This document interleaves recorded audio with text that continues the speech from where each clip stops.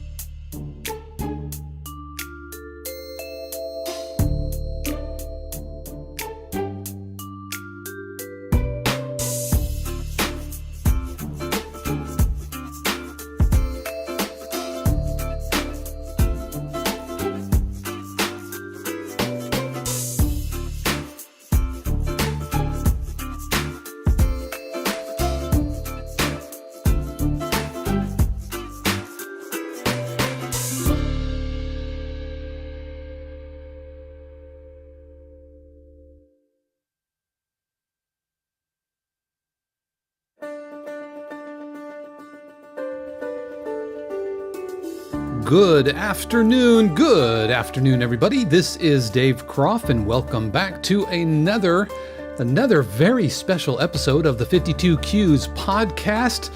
Whether you are brand new to the sync industry, or maybe you have a ton of placements, I promise you, you are in the right place. Today, we are listening. I think we got like 15 cues submitted for review. I'm doing live cue reviews. We've got a lot of folks hanging out in the chat room already. It is so good to see folks. Oh, look, we got some Full Sail folks in the house. What's good, Rick? What's good, Craig?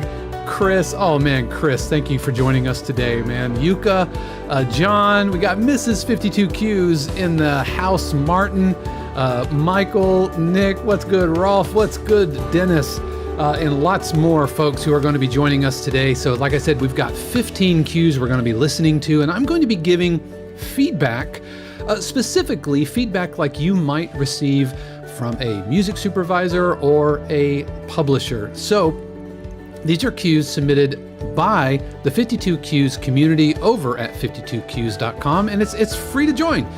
You could join the community, and yes, we have different, subscription tiers and all of that, but this cue review was open to everybody, and so I'm really looking forward to it. We are going to have a fantastic day. What is good, Mark? What's good, Frank? It is so good to be with you today. And so without further ado, what do you say we just launch into it?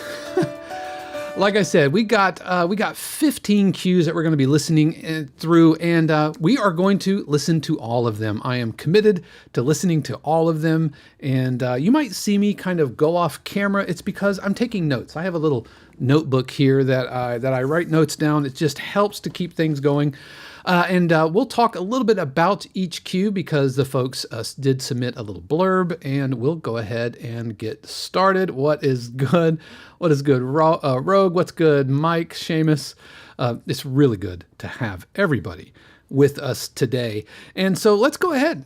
Shall we jump into it? I say we jump into it. Our first cue comes from Craig, and I know Craig is here. He says, "This is a terrifying process, but have to let other people listen to your music at some point, I guess. This was a taxi brief some time ago, and as we discussed in our last one-on-one session, I'm preparing a playlist of what I hope are viable cues for future placements.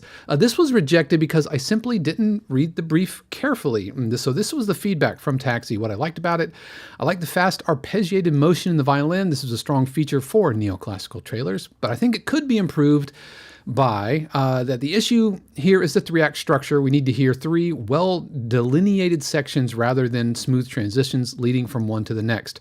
I returned or forwarded this because the trailer structure demands full stops in the rhythmic motion, as we hear in virtually all modern trailers. So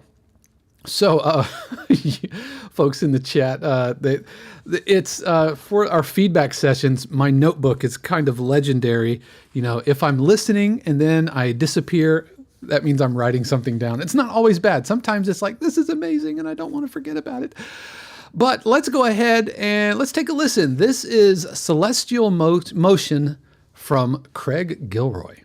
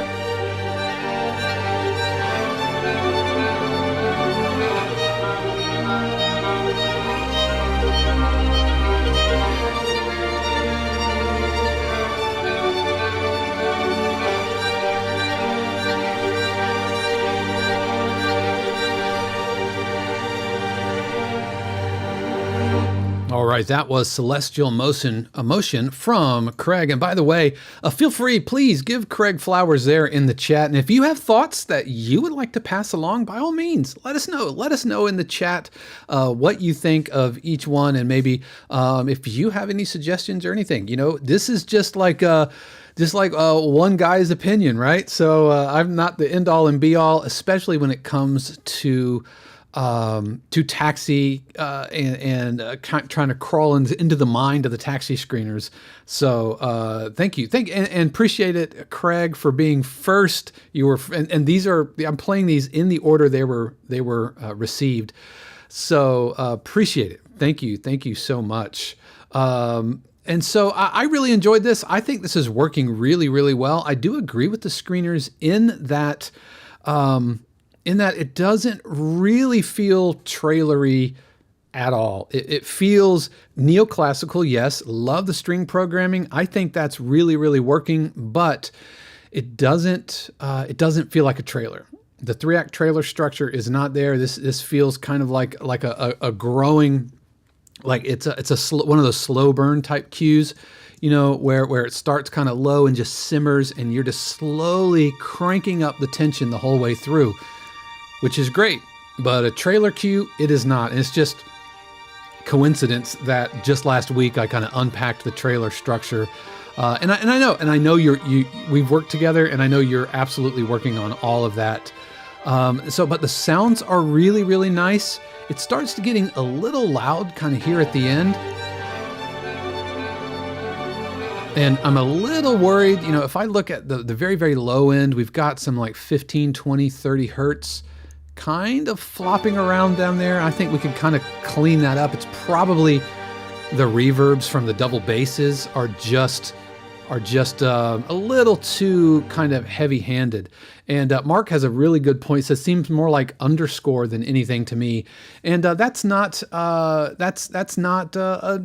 untrue. Yeah, and that's one of the things that we're such a challenge for us. You know, we have to put things kind of in cue structure that an editor can take and move apart and break down, and so we have to give them pieces that they can use. So the good news is I think we're onto something here. And again, the string libraries are great. And Frank asked in the chat, what string library was that? So Craig, if you can let us know what string library. But the low end reverb kind of seemed to kind of get away from us.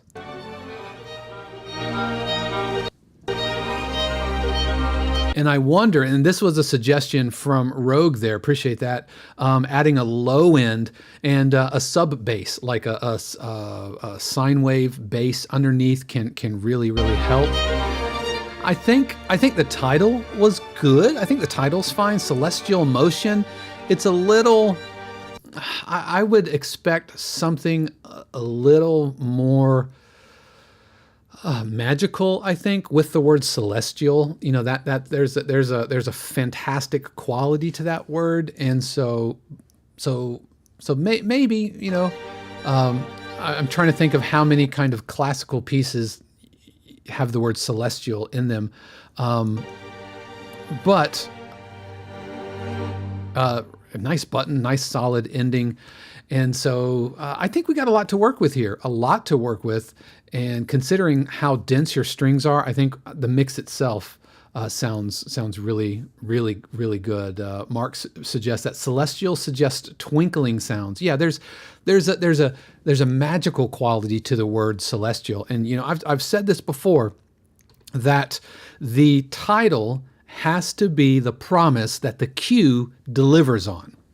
And so before a music supervisor or an editor ever hits play, they read the title and they make an assumption about what they're about to hear. And so if you can meet and exceed their expectations, then you are in great shape. But if you don't give them what they expect, then they have to kind of work through that. And so they might spend the first 10 to 15 seconds kind of like, well, this isn't what I thought it was. And so at that point, it's not like game over, but you're kind of playing from behind at that point, you know? So having a good title out of the gate could absolutely help that out. And so Craig says the strings were Sound Paint Ad Astra strings, right on. Very good. I think they sounded really, really nice. But Craig, thank you so much for sending that along. I really, really appreciate it. And thanks for the fantastic comments from everybody. Yeah, Mike says that this would work for a TV drama like Succession.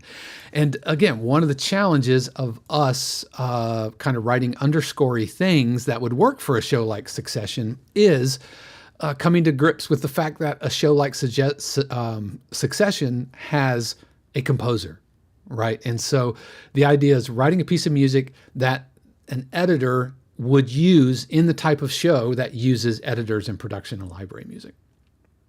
But nailed it. Absolutely nailed that vibe. Mike, you're totally right. You're totally right there. All right, let's look at, next up we have Doug. What is happening, Doug? We got several Full Sail folks in the chat. I know Doug is a fellow coworker at Full Sail. Doug, thank you so much for sending this along. Doug says, just finished the cue Riding Low for a library. It's based on the work of guitar duo Hermanos Gutierrez with a Latin bolero vibe, and I'd welcome feedback on its usefulness for sync. Thanks. All right, so here is Riding Low from Doug Knight.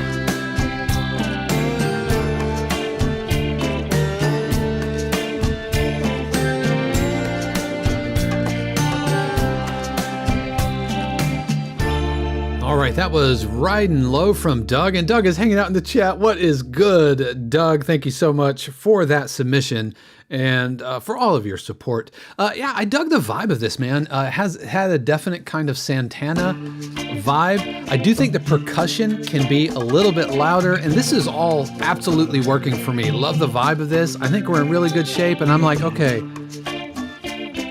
Love the kind of little doorsy organ sound in the background, but I'm not gonna lie, can I just be real with you? I do not like the synth bells.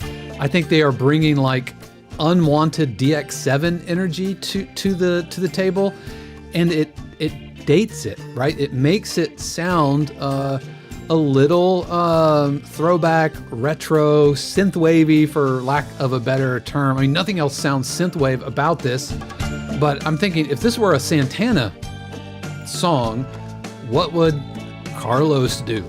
You know, WWCD.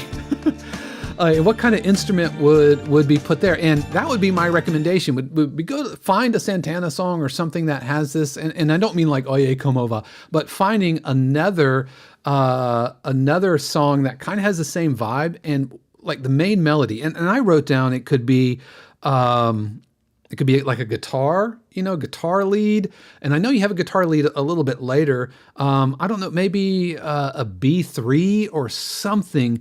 But it feels like, and Martin says, it sounds like you're watching a slideshow or a video featuring actors from an 80s TV series.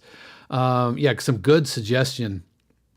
Mark says that Carlos would play lead. Yeah, you're dialing up a Carlos Santana song. He's not going to lay back and just play rhythm guitar, right? Again, I love the vibe of this. I dig all of the Latin percussion. Again, it could be louder, and Chris likes the guiro. I like the guiro. Yeah, bring the guiro out more. But that lead melody is going to cause you problems, I think. I think it's going to pigeonhole it into a way that's probably not going to find a lot of love. Some good suggestions. Rolf suggests a Rhodes. Rick suggests a marimba. And yeah, those are good suggestions. But I think that's going to cause you some problems. And I love the amp tremolo. This is all absolutely working. Yeah, we got a suggestion for a nylon guitar. Fantastic suggestions, folks. Appreciate that. Keep it coming. Keep the feedback coming. Again, it's not just the Dave Show. You guys are helping. This is why I put the chat on the screen. And for you folks listening to the audio, I will do my best to say the chat as we go. But yeah, let's find out what we could do to change up that sound. Love the vibe here. Moving into the second part, I like the switch to the drums. I'm thinking that's absolutely working.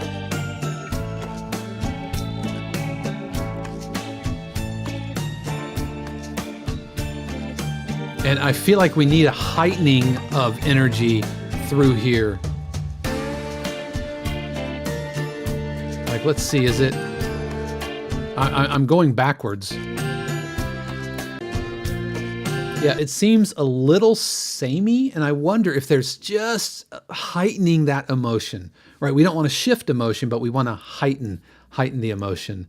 Some, again, good suggestions coming in. Mark says that the title "Riding Low" doesn't work. Yeah, I agree. It's a perfectly suitable title for another cue. I was expecting just kind of more, like, I don't know, like lowrider or. Yeah, I don't know. If it were my cue and it sounding Santana-ish, I would probably, make some kind of Santana pun or Carlos, Oye, como Carlos, or do something like that. Just like to say, hey, wink, wink, I know this kind of gives me Santana vibes. Michael suggests you could work in an edit point at the end of that first quiet section. The middle of the second section gets a bit, goes to a more busy or distracting mood. Just my 2 cents. Those are all fantastic suggestions.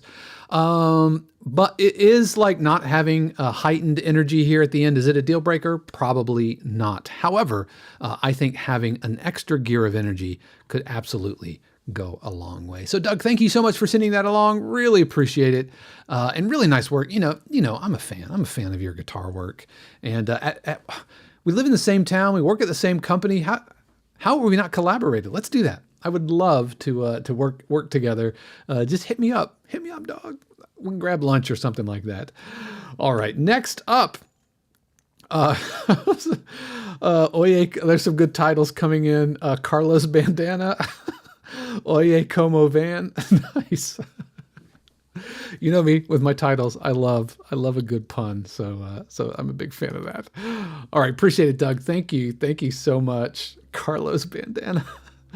All right, next up, Timothy. He sends along a cue, and he says, very recently wrote the synth drone instrumental cue for a taxi listing. Something I'm really proud of / happy about is that the main sub-bass drone is something I designed myself. Really loving the sound design sides of things lately. And I tell you what, isn't that really fulfilling? It's kind of like I have made fire. All right, he goes on to say, unfortunately, won't be able to make the live stream live, but so looking forward to listening to everyone's cue in the archive. So the Taxi Brief was looking for a synth drone instrumental cues for a boutique music library that's distributed by Universal. Please send them well-produced drone instrumental cues that evoke an overall unsettling, moody vibe and feel. Your submissions should have state-of-the-art synths, minimal melodic movement, and stick to a singular idea to keep your cues cohesive. You can have some sparse percussion, maybe some pulsing bass notes, some pads, maybe some sound design elements. Could work to add a subtle sense of forward motion. So let's take a listen to Eerie Enigma.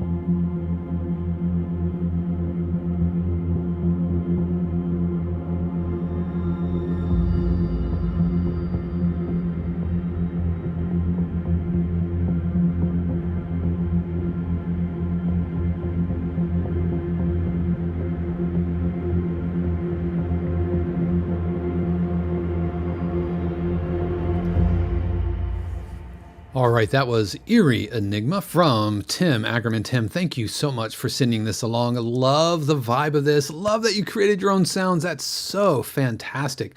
And this is a very, what I call a healthy looking waveform. Put yourself into the minds of the editors, editors working in Premiere or DaVinci Resolve or Final Cut or whatever. Before they look at waveforms, and when they're editing, they are visually looking for transients and edit points and places that they can chop and loop and everything. And so even though this is a drone-based ominous tension cue, we can clearly see some transients which are very usable. So if I'm an editor, I'm thinking, okay, there's a spot I can chop, there's a spot I could take out this whole part if I wanted to, and skip right over. And so you have given editors exactly what they need. So kudos on that. That having been said, there are a couple of things I think we could tweak a little bit. The first thing is I think the breakdown here, right around 50 3 seconds or so. I feel like that needs to go down a little bit further so that there's some real clear delineation of energy. Like we're really pulling the energy back, and we're going to kind of turn down the burner and then re-fire it up slowly. But I think it's really, really working. The other thing that I would say is going into this last A section, because we kind of have A, B, A, right? That last A section, I wanted to hear more heightening, right? That's my word of the year here, the word, or at least word of the day. The year. There needs to be kind of a heightening of emotion and a heightening of energy here. And I think what we can do is we can add additional layers, so you might have, one layer come in and then 4 bars later, another layer come in and then 4 bar layer. So it gets denser and denser and kind of angrier and angrier. One of the things also that I think we could do is that we could have some high-end presence. Like we don't have a ton, like nothing really much happening over around 2K or so. And so this is where I use, like when I'm doing my synth programming, or if I'm using patches from the Unfinished, Matt Bowdler and all that. One of the things that he does really, really well that I have completely unapologetically stolen, which is using the mod wheel. And when you roll up the mod wheel, what you actually do is you incorporate distortion and saturation. And so this high-end kind of dirt, fire, burning, I don't know how else to explain it, just kind of flares up in the high end. And so I feel like we needed a little bit of that, because we had a lot of time where like nothing was really, really happening in much above 2K. I mean, we've got a little bit happening, but the low ends are so prominent that I think having nothing but low end the whole time is probably not the best. And the other thing is that I feel like we did kind of a volume swell here. And instead of just doing a volume swell, what if we had, and I'm here at the top of the queue, what if we had a sound with a long attack envelope, and just start with one sound and then layer another sound and then layer another sound, so you get a crescendo through orchestration as opposed to a fader automation. I feel just personally, not only is that more interesting, but it gives a little bit more like terraced dynamics, Terraced. So it's not just a smooth volume swell, it's slowly building, adds a little bit of breathing into it, if that makes sense. Suggestions from the chat. Jeff mentioned bring down the sustained sounds and bring up the bass pulse. I like that idea, is giving the pulses a little bit more prominent. The only thing I would be careful with is you don't want it to push kind of into light tension territory where the pulses are really, really dominating the conversation. And then the last thing I will say is we had a little bit of delays into our edit point.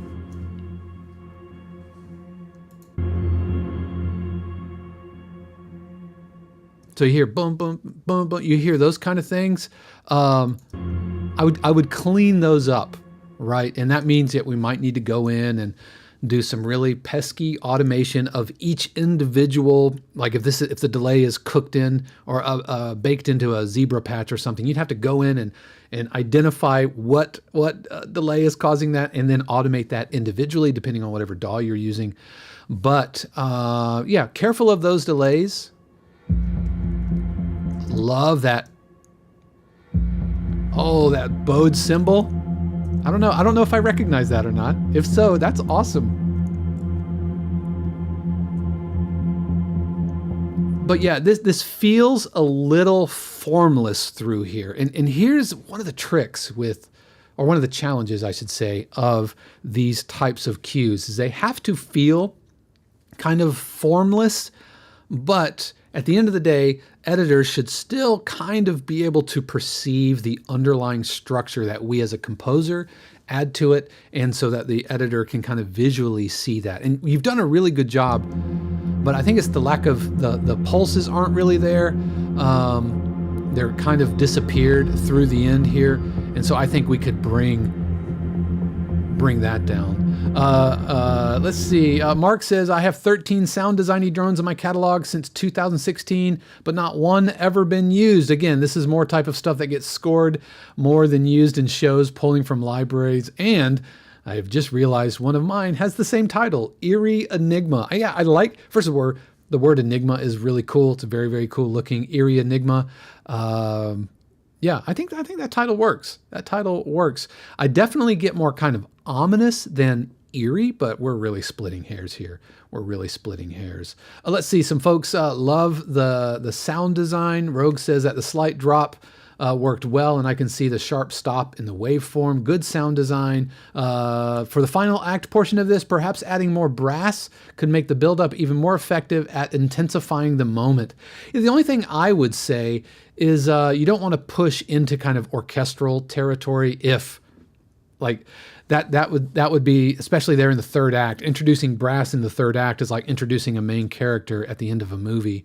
And by the time we get to the third act is all about the characters we've introduced in Act 1 and Act 2, kind of resolving the conflict. And so that's my personal philosophy.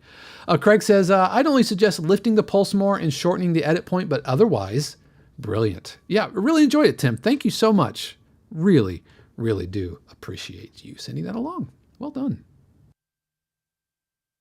All right, next up, we have Colin. What is good, Colin? Colin sent along Spooky Town. And Colin says, I challenged myself to write a cue a day in the theme of Halloween using techniques from Dave's music production live streams. Well, I'm so glad that you enjoy those live streams. We're kind of in the weeds with my trailer cue. It's going on 4 weeks, but I think the end result is going to be worth it. But this is Spooky Town. We're going to take a listen to it, and then we'll talk about it.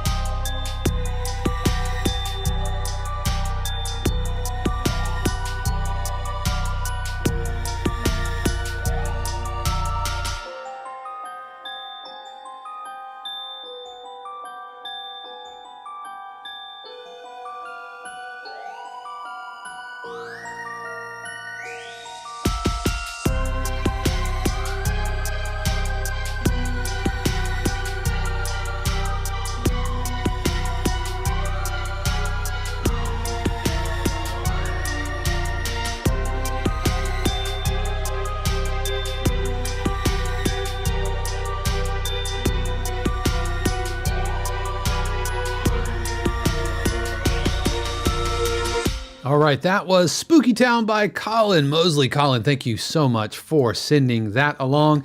Really enjoyed this. Some folks in the chat were calling this Elfmanish, and I completely agree. I kind of am getting an Edward Scissorhandy Nightmare Before Christmas vibe out of this. And I loved the, it wasn't a slide whistle, it wasn't a theremin, but I really liked that sound. I think that works really, really, really well. I will say, watch the intro, the very first, I'm looking at kind of the waveform here, and let me actually maximize my waveforms for as good as you can. I tell you, Logic does a lot of things good, but their waveform view leaves much to be desired. But it feels like it's like almost cutting off. My rule of thumb is leave about 200 milliseconds before the initial downbeat so that it doesn't cut off anything. And it's also kind of soft, you know. Our peaks we're kind of capping out at like -3, but we're way under. So what I'm going to do now is I'm just going to kind of turn that up a little bit to get us just a little bit closer up to where and now I'm clipping, but we're going to be okay. So I really, really enjoyed this. One thing to note, the 808 bass is a pitched instrument, and it sounded like we had an 808 kick, which was just camping out on one root note the whole time, because you might be thinking of the 808 kick as a kick drum, but it's not. It is a pitched instrument. And especially in the production music space, the 808 should be supporting the harmony.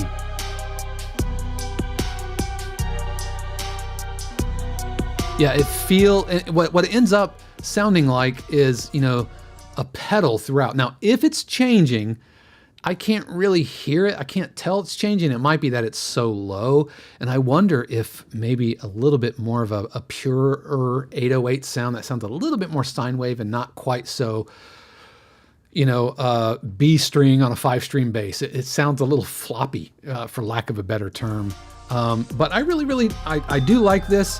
When you come out of the gate, let's immediately, because this is a hip hop cue, and we want to be really careful to make sure that it is kind of hip hoppy all the way through. So one of the things that I do is to establish the fact that this is a hip hop cue, and within the first 5 to 10 seconds, I really need to establish. So I would add snaps to this, or hi-hats, but just like this.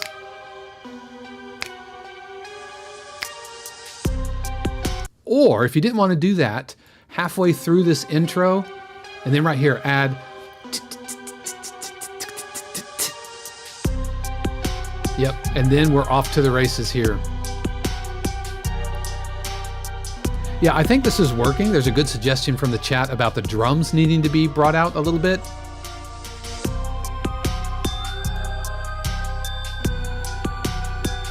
Now, if we are adhering to kind of verse-chorus commercial hip-hop form, we would probably want to pull some energy back when we introduce the theremin. I think what could work right here, drop the 808 bass and just give me just the drums. So give me a bass on the downbeat, boom, and then just hold no bass, no bass, no bass, no bass, no bass, and then right here, boom. No bass, no bass, no bass, no bass, no bass. Everything pops out, and then we have the melody by itself. And then everything drops back in. So these starts and stops, where hip hop producers, they use these techniques to underscore lyrics and make certain parts of a rap vocal pop out. Well, we can incorporate those as well. Now, so essentially, this section right here, I would kind of switch. I would switch this breakdown kind of section with where we are.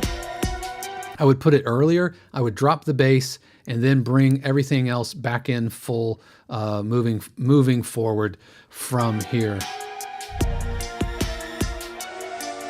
And then I love the boo.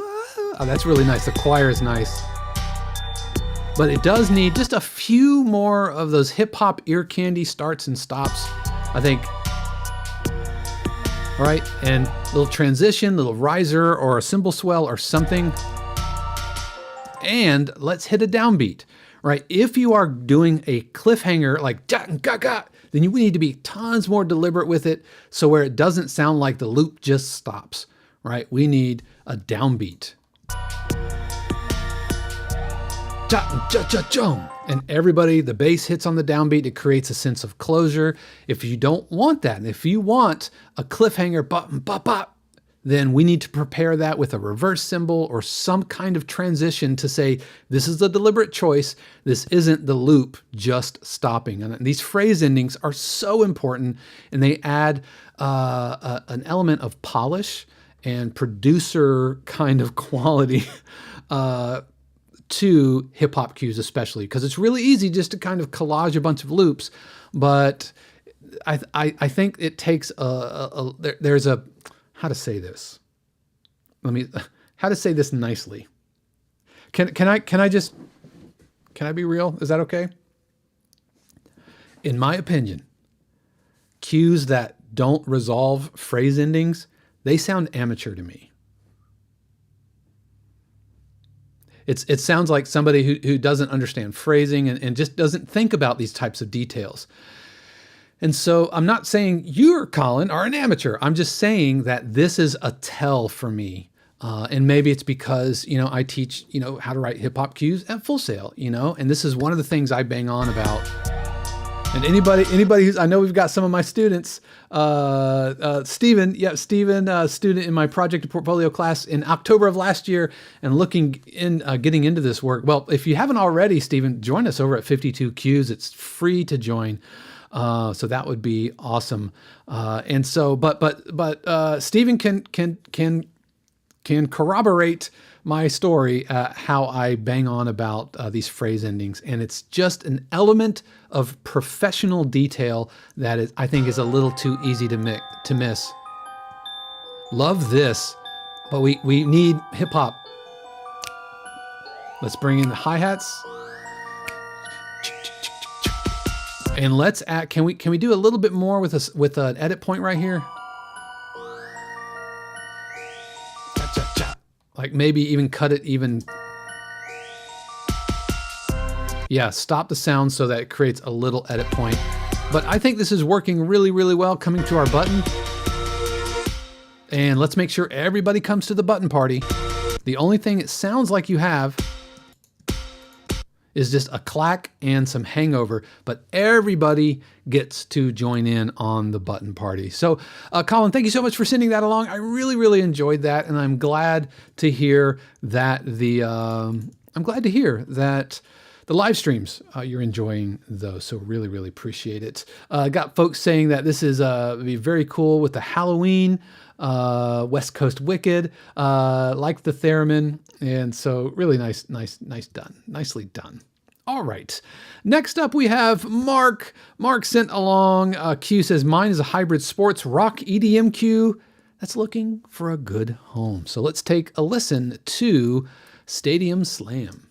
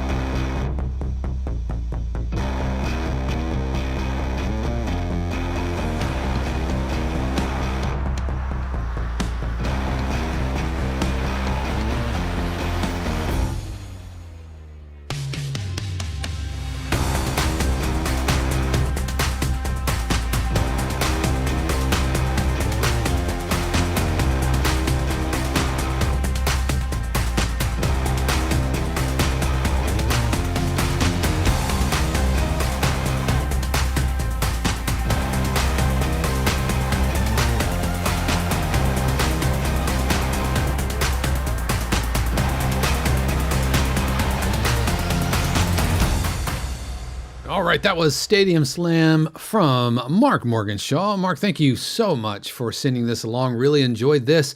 One of the questions that I actually have, and if you're still in, maybe you can help. You mentioned that this was like sports rock EDM. I think this, as in its current form, would work really well for like sports advertising. I could totally hear this. Like a Peloton commercial or a sports drink or something like that. Now, if we were looking to do sports broadcasting, like you might hear in the NFL or something like that, then I think we probably need to do a little bit of surgery on the form a little bit. Most cues for sports broadcasting are needle drops, where they will just play it from the beginning and go from there.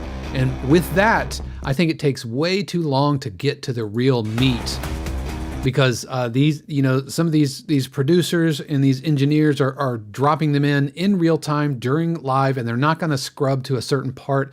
They just hit play, and within the first 5 to 10 seconds, we need to get the ball rolling. No pun intended. Actually, maybe I did intend that pun.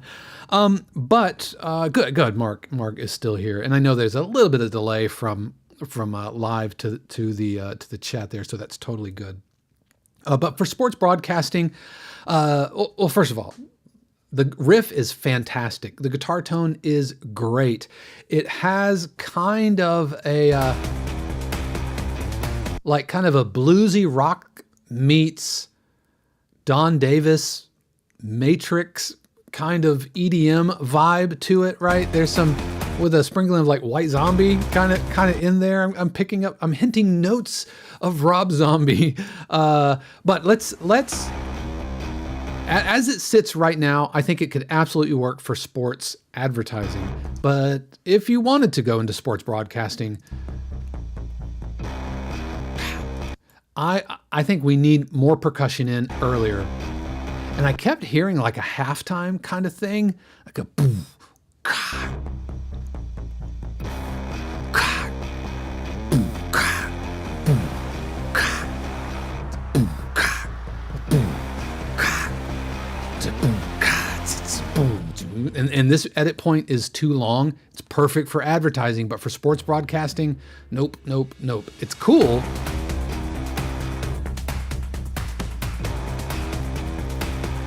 I'm digging all of this. I'm digging all of that. I would say watch your peaks. Our peaks are pushing up to unity, and in some cases they are actually clipping the output bus a little bit. My highest I go is -0.2. Most of the time it is -1. And I do have a library that wants -0.3. And I feel like when we go into this B section, I think risers and do a bigger job. There needs to be more energy into the fact that we are switching sections. We're going into a new section, so we've got, a suspended cymbal.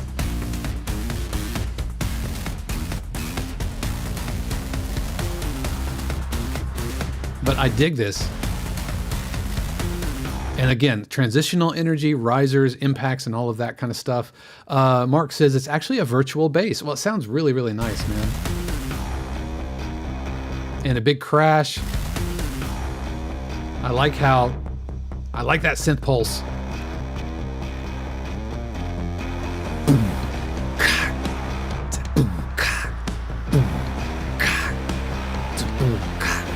Boom, 2, 3, 4, boom. And at this point, we probably need to be right back in. Let me go ahead and adjust the tempo on this and see if we can't, I wonder if we did that. Because sports broadcasters don't need edit points. They need constant energy. Love this, though. I think this is really, really working out. Steven said, you know what? I'm canceling Spotify Premium and using that money towards the neighbor member package. Well, I appreciate that. Thank you so much. Jeff says, stellar cue from MMS as usual. Awesome saturation on that bass. Dave is right. Too much build up for broadcasting. Hit him hard from the get-go. Rick says, I like how it's very remotely slightly off pitch. Yeah, I think that works. And I would add a halftime drum groove on top of this. And the way that I think of this is like, if you have all these small little scurrying percussion parts, like I think like animals, and then you have these larger animals. I don't know. I'm thinking of the scene from Jurassic Park when all the gallimimuses are running, and then you have like the brontosaurus.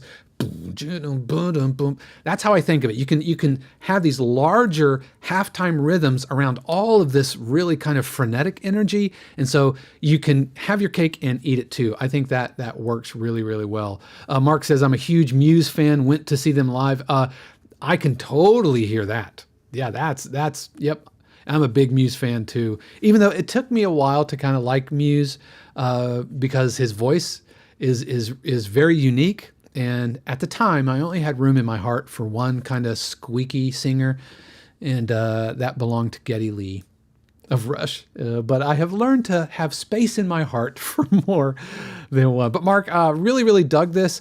Stadium Slam. It's a good title. I will say I have seen lots of variants of this type of a thing. But adding some boots claps could help kind of sell that. It's like, I would almost call it like Stadium Energy or Stadium NRG, something like that. It implies a little bit more of the energetic quality of this. But really nice job, Mark. Thank you so much. Thank you so much for sending that along. All right. Next up, we have, whoops. Let's see. We have Enrico. Enrico sent along let's see. Here we go. Velvet Moon Serenade, written during the current Expedition 52. I'm thinking of trying for a jazzy swing piano album with hopefully live players. Is this okay for sync or too melodious? Well, let's take a listen to Velvet Serenade, and I am going to go ahead and increase the volume here just because it looks like it's a little bit low, so we're going to increase that. But let's take a listen to it, and then we'll talk about it.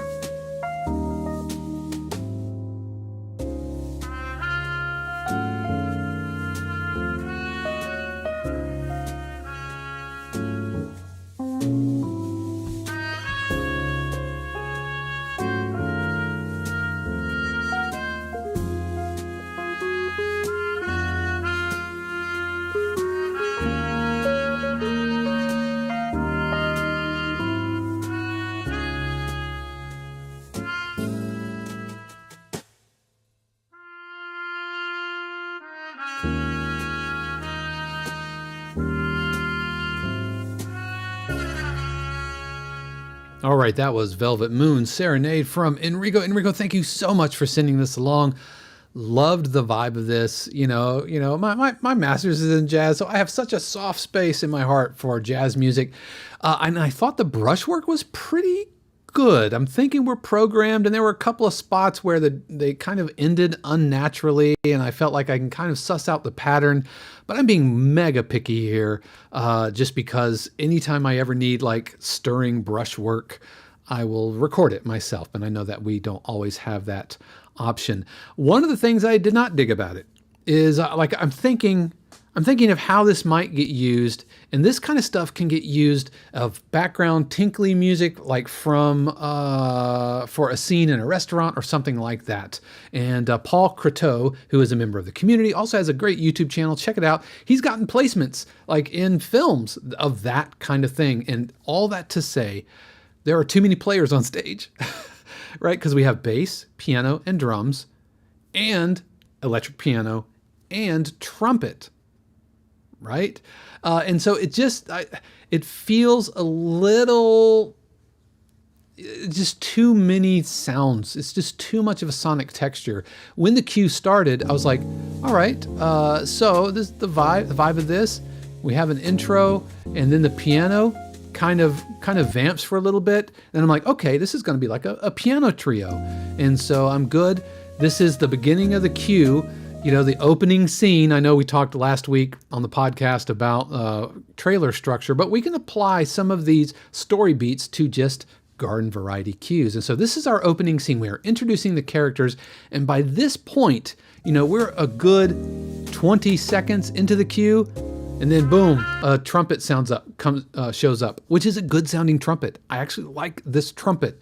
But at 21 seconds to hear what is essentially the primary melodic driver and the melodic instrument, I feel like it's taking too long. We could actually just shave off. Let's see, we're at, what's our tempo? 95.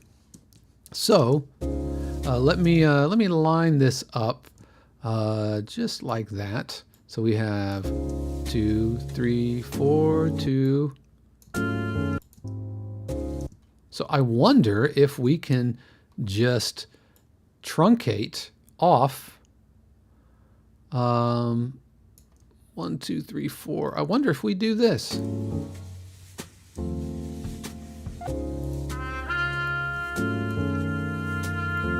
Yeah, let's see how that sounds from the top.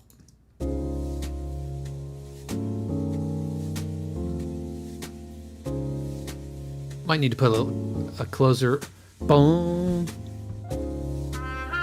Yeah.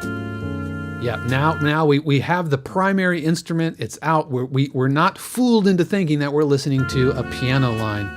I do think the piano's working here. It's so, like, I have a note here that the piano sounds too kind of tinkly and high, but I like the piano just kind of chilling in the background here.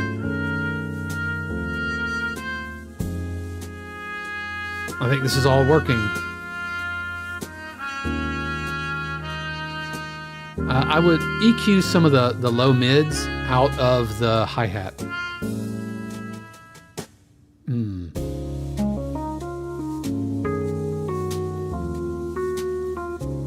Yeah, I don't know if I would give that to the EP. I would just give it to the piano, because this is like a piano, bass, drums, and trumpet.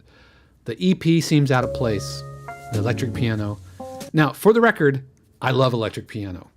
I absolutely love electric piano. Last night, Shannon and I were chilling out on the couch, listening to some Vince Guaraldi electric piano.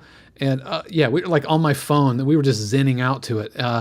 So either have it all be electric piano or have it all be acoustic piano, but it's well done. I dig it, but I would just like move it to the piano line. Harmonic choices are great. I think we're working well. Let's bring the trumpets too loud here.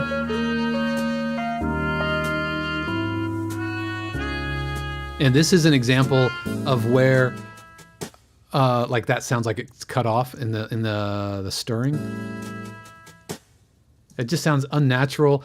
And if this was a live drummer, they would be punching the hits. Bah, bah, bah, bah. Nothing huge, right? It's not a big band. They're not doing big band setups or anything.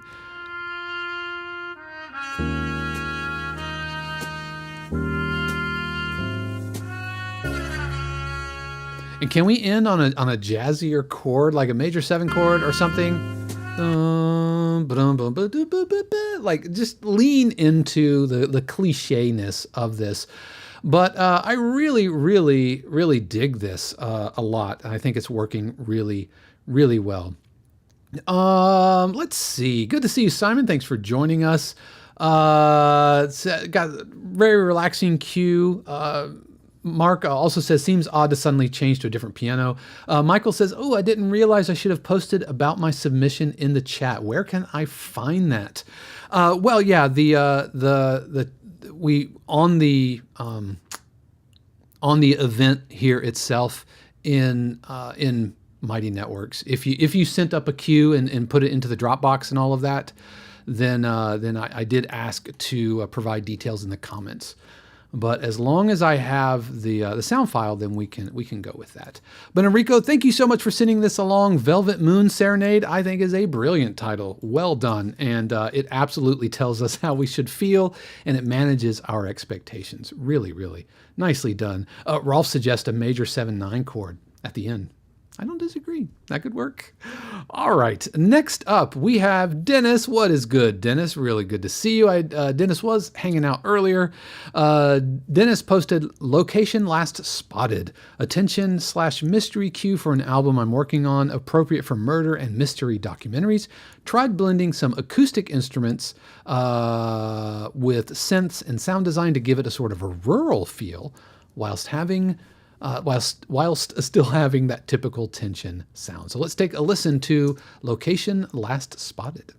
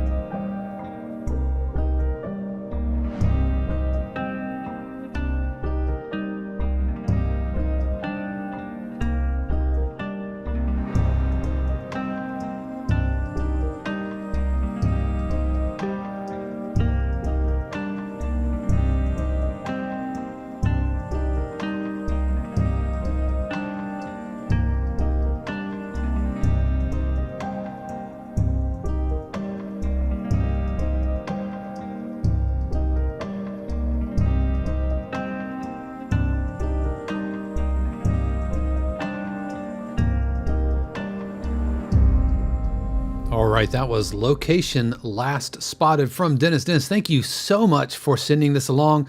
Love the vibe of this. And you know, I'm a big fan of your stuff, man. I really enjoy listening to it in our feedback sessions.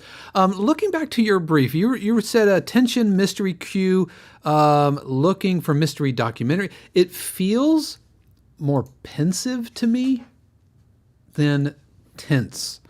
And I think it's because it's kind of a slow burn cue in a minimalist, and I don't mean minimal instruments. I mean like Steve Reich, Terry Riley, Philip Glass kind of minimalism, where it's just slowly evolving over time. And I think that's really, really, really working for you. I do think that it's, let's see, we're at 62 beats per minute. I do think it feels a little long, and I feel like we were a little too samey in, like I was ready for a change up, kind of a phrase earlier.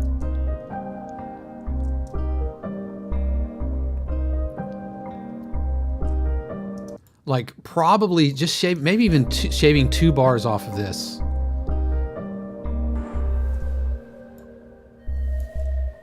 And can we actually, instead of going bump, bump, bump, bump, can we just do bump, bump, and then hold, And then, boom, boom. Yeah, Mark says suggests uncertainty to me. Yeah, I could dig that. And you've done a really good job of heightening the emotion throughout, right? It's a clear kind of increase.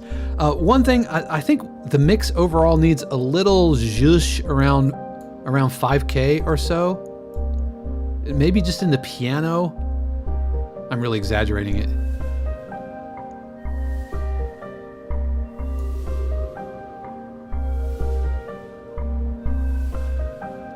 Look at your sustain pedal, sustain pedaling through the... All right, so there's a phrase that's working. Again, fantastic increase of energy here. Yeah, I think we're gonna want to pull it back right here. Then into the breakdown, right here. Yep. And we're about 45 seconds, but it's such a slow burn. I feel like we're ready for it, and that's working really, really well. And good stereo effects, good stereo field. This little impact right here leading into the final A section felt a little overly aggressive. It's like got a boom, and it's really loud. And if you look at the waveform, you can see it kind of stands out. So I would pull that down just a little bit. Now here it is without the 5K. I mean, this is like 6 dB, but there it is without the 5K. And here it is with it. Without it. Yeah, it just feels a little muddy. And so I would look at that and see if that's going to help you get to where you need it to be. But love the vibe of this. Let's see, anything else that this takes it down to about 240, 2.5. But I'm digging this. And Location Last Spotted is actually a really good. I think that's a good title. I think that title really, really works. Rick says, I like the big booms, and I cannot lie. Mike says, really pensive and cool vibe. Steven says, it sounds like there's plenty of bass and mid-range tones that are complemented by the treble stuff, more positive than worrisome. I agree. This feels more intriguing, like it's an intrigue cue versus kind of a tension cue, but I think it works. In Location Last Spotted, I think that absolutely works. So Dennis, thank you so much for sending this along. Really, really appreciate it. Nice work. Always like hearing your stuff. Okay, next up, Mike Sine sent along Asylum Seekers, and he says, hey, this is a horror trailer cue that was an unsigned taxi forward from a couple years back. I think it will work for the RR Hot brief. And just parenthetically, I think we're going to hear a couple of RR Hot or a couple of horror briefs we're currently running over in our briefing room, which is a feature of our family plan. We are running a brief for trailer music. And so we are doing action trailers, we are doing feel-good trailers, and we are also writing dark and horror trailers. So you're going to probably see a couple of those come up. It's only 1:30 at the moment, but I believe I can get it over the line fairly easily. And if you'll remind, I think we were looking for 2.5, 3 minutes. Is that right? 2 to 3 with 2:30 being ideal. Whoops, and going back. Once I relocate all the samples, I've been through 2 hard drives. Oh, yeah, you've had a rough couple of days, Mike. So I'm sorry to hear that. But let's take a listen to Asylum Seekers, and then we'll talk about it.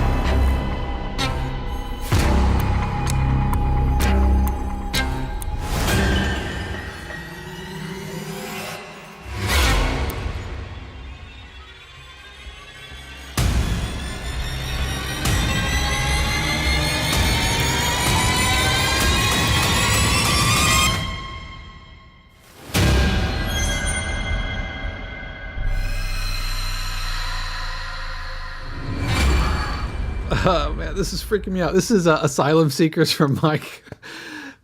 The guys in the community know that I am such a wimp. These things really, really freak me out. They get in my head. So really, really well done, Mike. I think this is working fantastic. Can't wait to hear it fleshed out. And horror trailers are so interesting because they get to bend a lot of the rules, kind of like with dramedy cues, right? You get to bend some of your harmonic rules and some of your form and structure rules.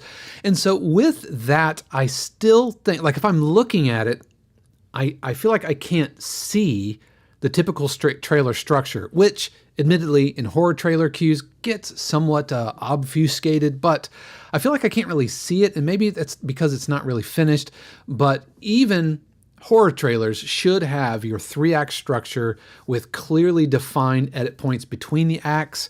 I wanted an edit point around 45 seconds or so. Because we have a new thing right there. We could have gone boom and just let that kind of sit there and then pushed on from there because I felt like we went in somewhere new. Also be really careful. The ticks that we have I think are really, really effective, but I'm gonna line up my tempo just so the phrases and the bar lines line up. Oh jeez.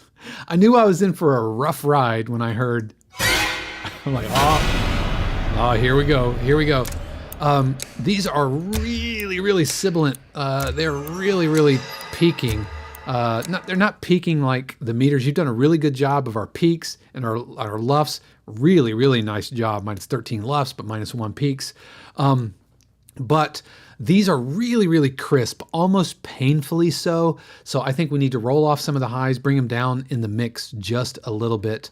But otherwise, I think this is absolutely working, and I can't wait to hear it finished. Fantastic choices, great sound design elements. I mean, and I know that's your wheelhouse, man. That is your wheelhouse. And so Mike says this was originally for a 130, but I think we can do it. I think we can whip it into shape. And let's hear it. And Asylum Seekers, the title's not doing you any favors, really. Right? It's a good title, but it could just as easily be, just a kind of a tension cue, an ominous. It doesn't really. So Asylum. I like the word Asylum. It looks cool. It's fun to say. Asylum Outbreak. That keeps the kind of the alliteration on somewhat. Asylum. Give me 10 seconds or 30 seconds while I take a deliberate sip of coffee to see if we can't get another title.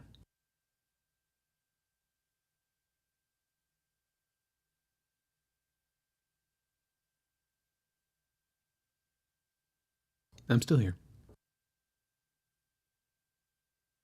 Rolf suggested Trapped in the Asylum.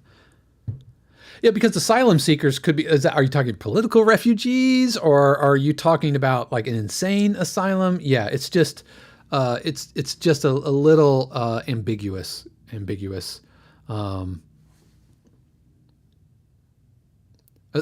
Asylum outbreak or asylum escape, maybe. But asylum seekers feels a little ambiguous. But otherwise, well done. Really, really enjoyed this, and I'm looking forward to it. Let's hear it finished out, and we're going to be in good shape. And I think that's going to work really well for that horror brief. Alrighty, next up we have Martin, and Martin sent along Legendary Lifts. And Martin says, inspired by Dave's music production live stream of my uplifting trailer cue, I wrote a cue named Legendary Lifts. I used the same template as Dave as a blueprint. As I learned from this live stream, there is currently a corresponding brief in the family section. I'd like to know if this cue would make it to the second round. If not, what should I improve upon? It's a really good question. And just as a point of clarification, kind of how it works over there in the briefing room is these are briefs that that are from publishers that I work with, that I have relationships with, and we have different rounds. So round 1 is everybody in the family gets to submit, and I provide feedback videos and invite folks into round 2. And then round 2, if it's still good to go, then we do deliverables. And so we've had a ton of briefs. This is now going on our second year of this. We just did some pop folk lines. We had a last minute call for Love is Blind on Netflix. We just did an investigation, and we did NFL on CBS and dating show. And so that's what's going on over there. And as far as the different rounds of briefs. Okay. And again, I'm not I'm not pitching you on the family plan or whatever. All right. So let's take a listen to Legendary Lifts, and then we'll talk about it.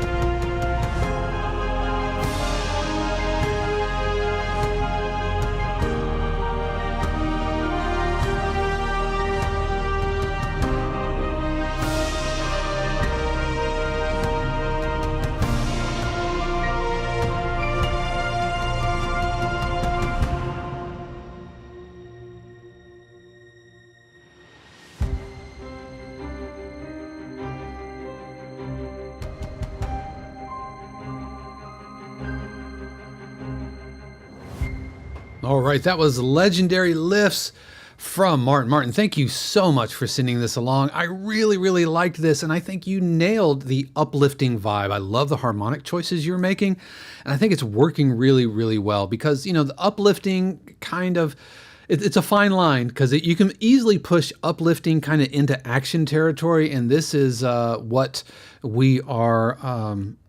you know, there's an action trailer part of the brief, and then there's an uplifting kind of family movie, you know, a Pixar type of a trailer as well. So I think this is working really well. Here at the top, though, I wanted the piano to be an octave down. I by the way, I love the piano melody starting and pickups, right? Boom, boom, boom, boom. I think that's really, really nice, but I wanted it kind of an octave down. It feels a little too tinkly. And then, yeah, I would switch these. I would switch those guys. Start with the piano down the octave. I would probably bring the sustain sounds down. And that's just a good rule of thumb. Anytime you have moving lines against sustain lines, the moving lines 99 times out of 100 should take precedence.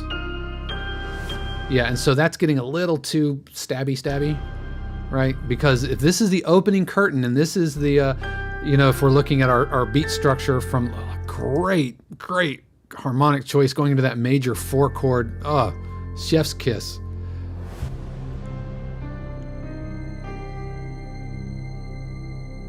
I almost feel like these are backwards. Yeah, I feel like this feels more like kind of intro energy. And so I wonder if you just wholesale swap it.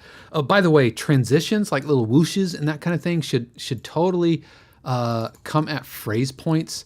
And I'm gonna back this up just a little bit. It'll give us a little bit of more room so that we can get the pickups. So we're 1, 2, 3, 4, 2, 2, 3. So let's keep on going. Let's go to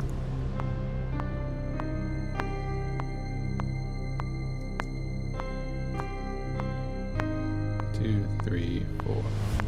Right, so that's kind of coming in halfway through the phrase. So let's be really, really careful.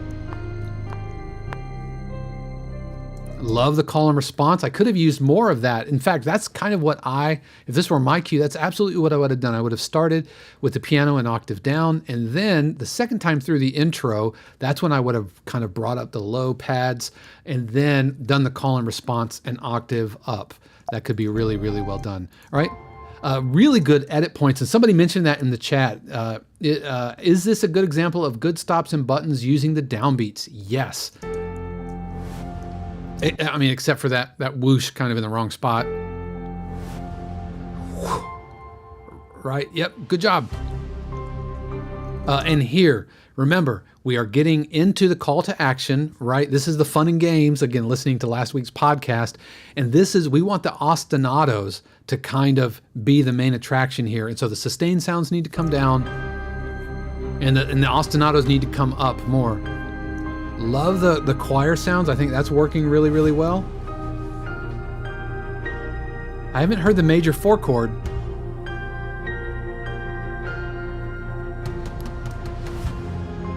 Nice. Oh, nice heightening. Fantastic job.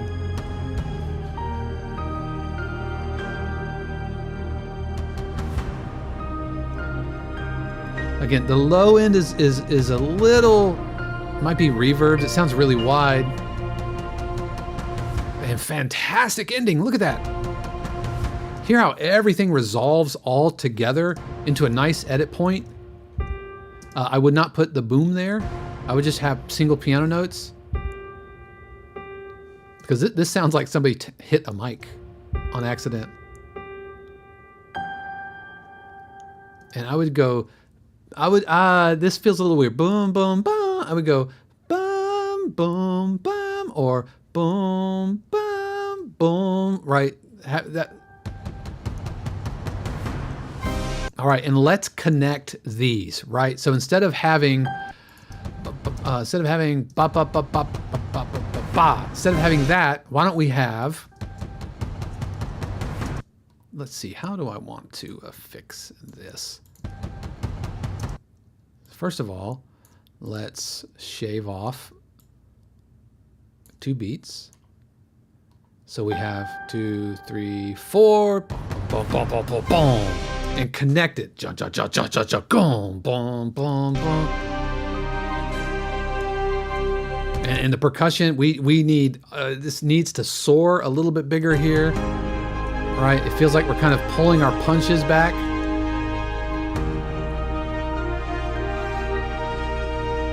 Yeah, so the percussion, the ostinatos need to pop out really big here. Jump, jump, jump, jump. Great choir. But the percussion's a little wimpy throughout here.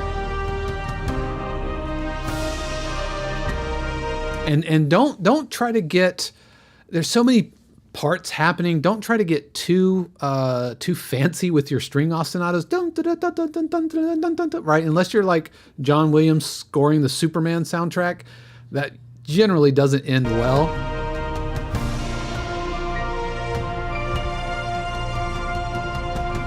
Again, fantastic edit point here. Yeah, dig that. And I don't think we need the impact again. If you're going to do that, then make it really soft and round and kind of like almost like a whisper of a sonic boom, as opposed to something that sounds more like a kick drum.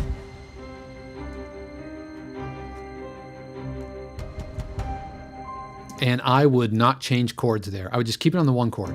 Dun dun dun dun dun dun dun dun dun dun dun dun dun dun dun dun dun dun dun bum bum bum bum. Right. Yep. And you probably don't need the whoosh there at the end either. Just a little bing, right? It's your final coda. But I really dug this. Now, as far as the mix was a little under as far as our peaks. Would have liked to have seen the peaks be closer to -1. But I think we're in really good shape here. Really well done. Martin says, percussion, more density or more volume? Yes and yes. Yep. Yeah, I think by this point, it needs to be, remember, this is the boss battle. This is the finale. This is our characters. You know, if you have action figures, you're bashing them together and they're working through their conflict on, you know, metaphorically speaking. But I think this is really working, man. I think this is really working. Again, love the harmonic choices. Really love the harmonic choices. And the last thing I'll say is, I think we could have doubled the melody here in Act 2. Even though we've got piano octaves, the piano I don't think is quite telegraphing like how epic it's going to end up. And so this is where like a horn doubling, then a horn, boo, wah, wah, wah, wah, wah, wah, wah, wah, you know, or something like that. And you could sample me singing if you want. But a really good job, Martin. Thank you so much for sending this along. Really appreciate it. The title, Legendary Lifts. Legendary works, lifts. I don't know if you mean elevators. I don't know if you mean, you know, like lifts you put in your shoes, or if you mean like lifting a trophy. So legendary, yes. I would find another L word, legendary leaders, or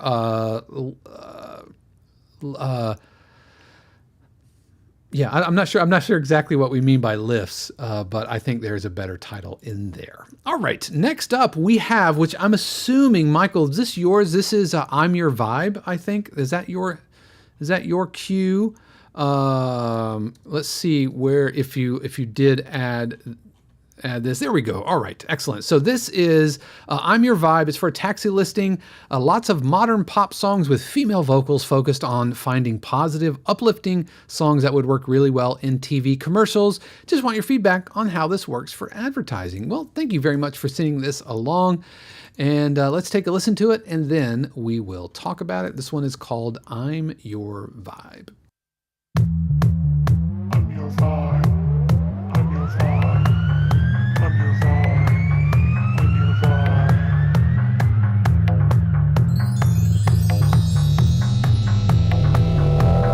I'm your vibe. I'm your vibe. They all try. They all try. I know why. I know why. I'm your vibe. I'm your vibe.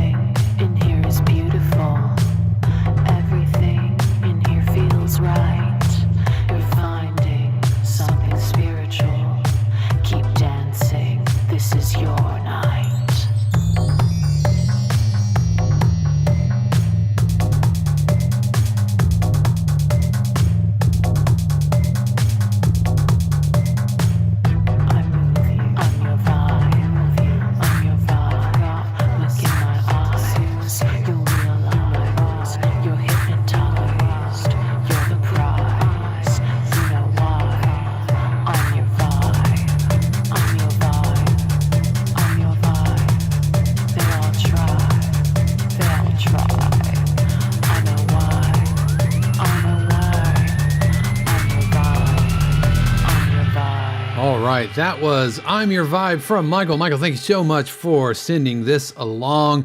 Really, really appreciated this. This was super interesting, man. If not a little experimental, right? It feels kind of like the audio equivalent of like an abstract piece of art, right? That has all these different shades of meaning. Let's look back at your brief. You had mentioned that modern pop songs with female vocals focus on finding positive, uplifting songs that work well. And I'm not getting positive kind of uplifting vibes. You know, I feel like female pop vocals is probably wanting something a little bit more of a like Swifty Ariana Grande vibe versus this. And it's in a minor key, boom, boom, the kind of bluesy riff. Yeah, I feel like this would work really well on like a commercial that like for like Motorola, or commercial for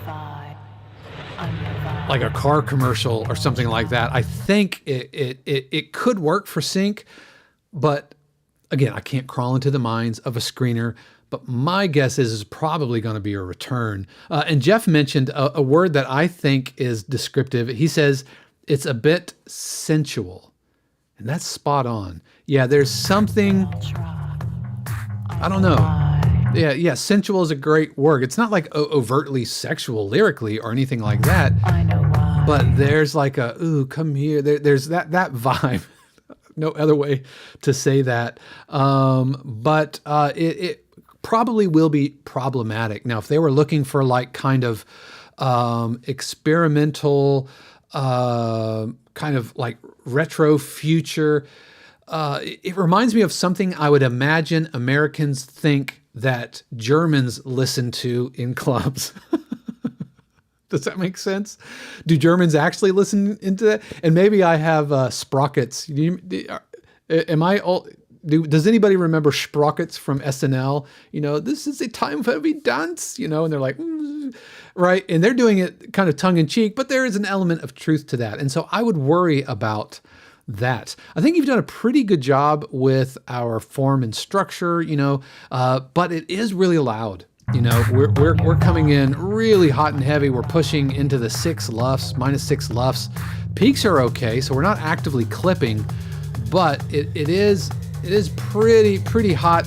And this area, right around 100 hertz, is just way overly represented here.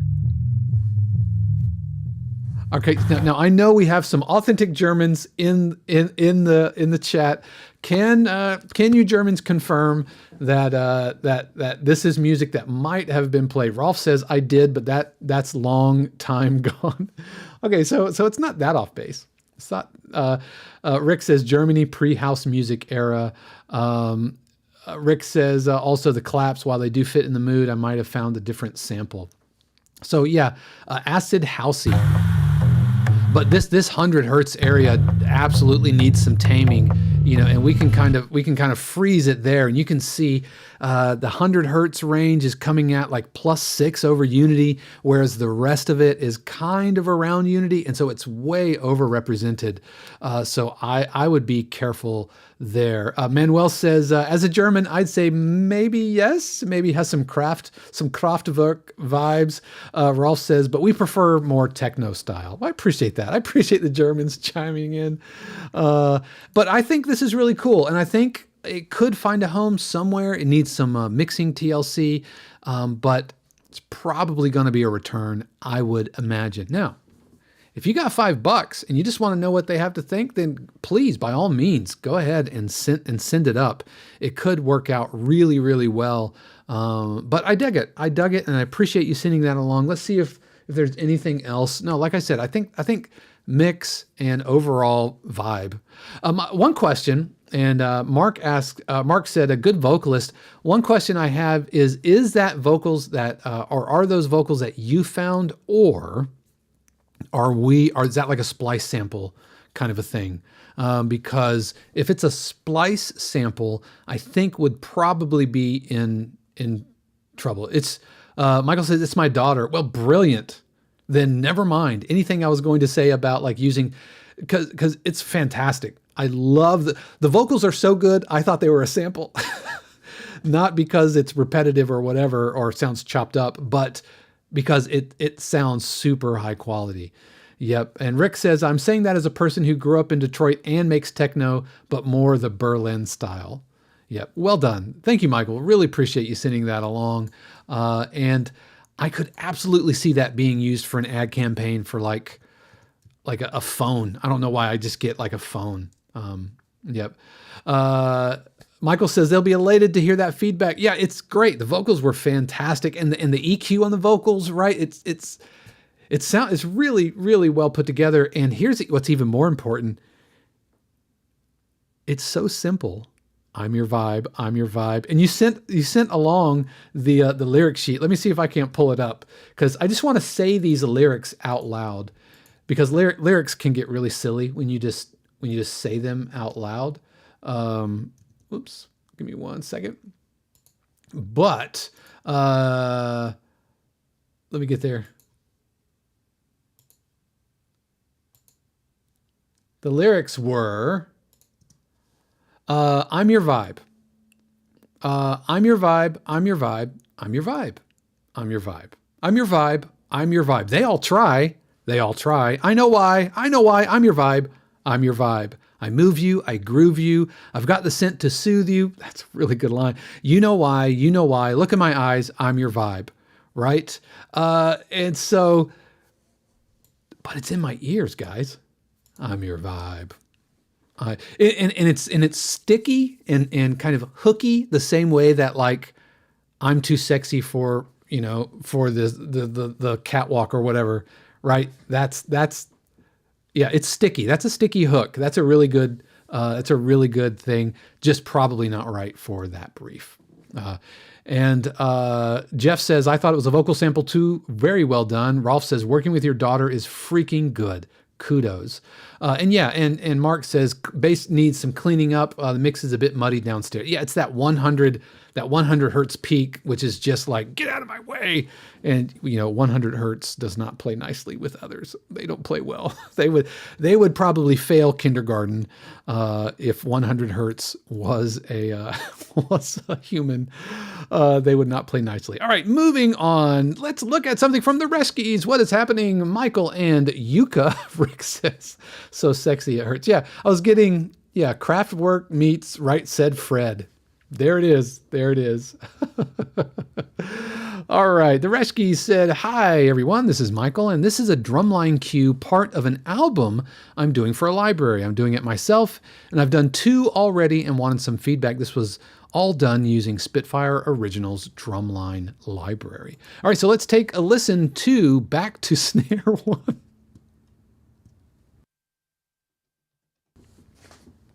Oh, I like that title. I like that title.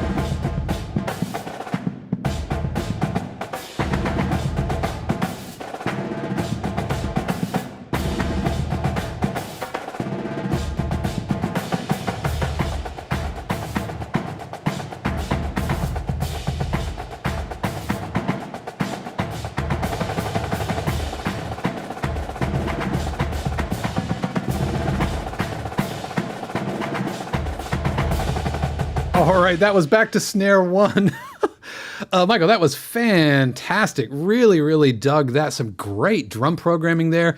Of course, I I was in drumline. You know, I marched in high school and I marched in college. Even did a little stint with Carolina Crown. Very little. Didn't end up marching. Didn't go to season with them, but I was on the A line. Anyway, this passage there at the end, like I'm mentally trying to like figure out like how would you play that? That was so good. Chaka chaka chaka chaka. That was really nice. Oh, that is either impossible to play or that's like a dude blowing heat.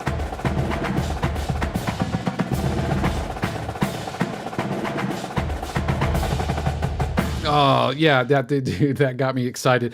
As far as a mix goes, I would bring a little bit more highs out of the snares, and I know that because the originals drumline, which is really solid, believe it or not, it's really good. I usually layer that the drum sounds from the originals with that sound drumline, which is also really good, and those blend really nicely together.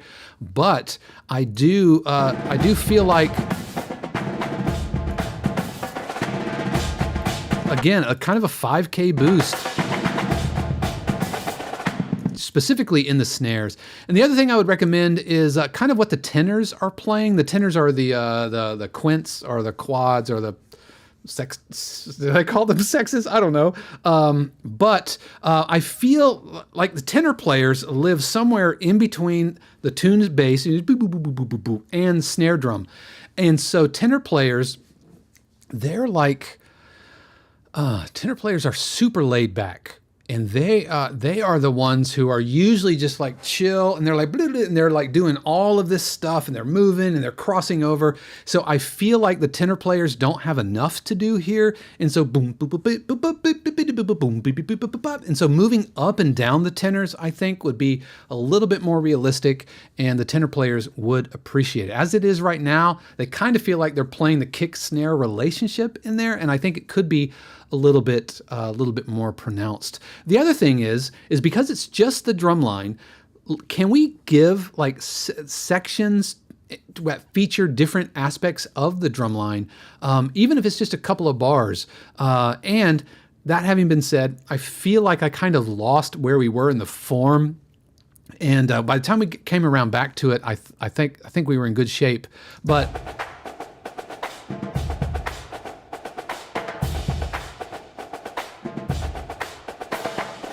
like right there, the tenor should go. So instead of da da da, they should go bip bip bump, bip bip bip bip bip bip, or something like that, right?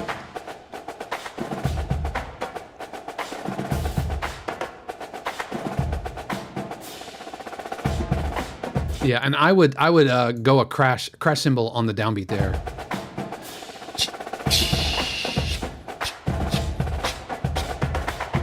Oh, nice. And then and so have the beep beep boop boop boop, but like yeah, just lean into the pitched basses, lean into the tenors.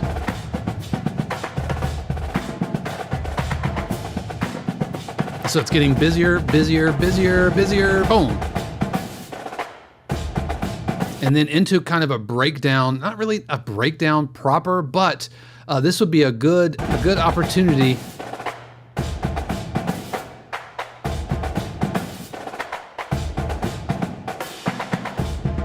Sorry, I realized I just stopped talking. I started listening.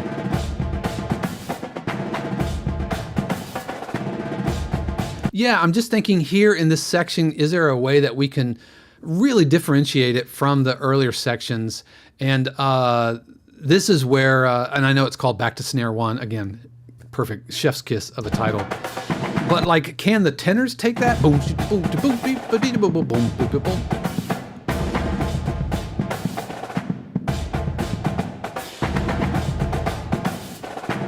Yeah, just something to think about, because, and I am splitting hairs. Is anything that I'm suggesting a make or break for the cue? I don't think so. I think this is all absolutely working, but really well done. And that title, bro. Yep, nailed the title. So thank you very much for sending that along. Back to Snare 1. Yep, that's a good title. Yeah, I'm jealous of that title. I'm not ashamed to admit it. I'm jealous of that title. I wish I had that title, but you have it. And so, but here's how my mind works. The word snare, and I'm going to write this down. The word snare can be substituted for square. So if I have a percussion cue, I can use a term or a phrase that includes the word square and substitute snare. And I'm just going to tuck that away for future Dave to work through. So yes. Mark says, I like this one. Could use some more snap and punch in the drums. Yep, for sure. For sure. Let's see, anything else? Yuka was in the chat. Yuka says, let's bring Yuka up. Usually we write together. I lost it. But drumline, I am not. My only contribution of this cue was the title. Well, Yuka crushed it. Absolutely crushed it. All right, and just a little bit of trivia. I met Mrs. 52 Q's in marching band. She was a flag girl, and I was on the drum line. Yep, twirling her little flag. Actually, Shannon was a badass rifle. Her big thing was rifles, and she was an amazing rifle twirler. What's the right term? I know flag girl feels a little pejorative, but what a rifle color guard? I know color guard is. Somebody help me out here, Shannon. If you're still hanging out, let me know, because rifle girl doesn't sound right. And by the way, do they still allow like rifles in college? That seems problematic. All right, but Shannon's gonna let me know what rifle twirlers are officially called. And in the meantime, Simon sent along Chill of the Hunt. He says, I've been developing a nature documentary album called The Hunt, Pause.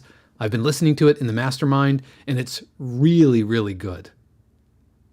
Really, really good. All right, back to it. The aim is to create expansive orchestral arrangements incorporating hybrid elements similar to those in BBC productions here in the UK. With this cue, I focused on making the string sections sound cold and icy, utilizing aleatoric techniques to evoke the feelings of emerging from a blizzard. And look at that. Oh man, look at that that thumbnail artwork. Perfect. See, you are managing my expectations. Shannon says, I don't know what flag what rifle folks are called. Honor guard, rifle drill. No, because this is like color guard and marching band. So honor guard would be like with the actual flags versus like flag twirling kind of thing. Anyway. So this is Simon with Chill of the Hunt.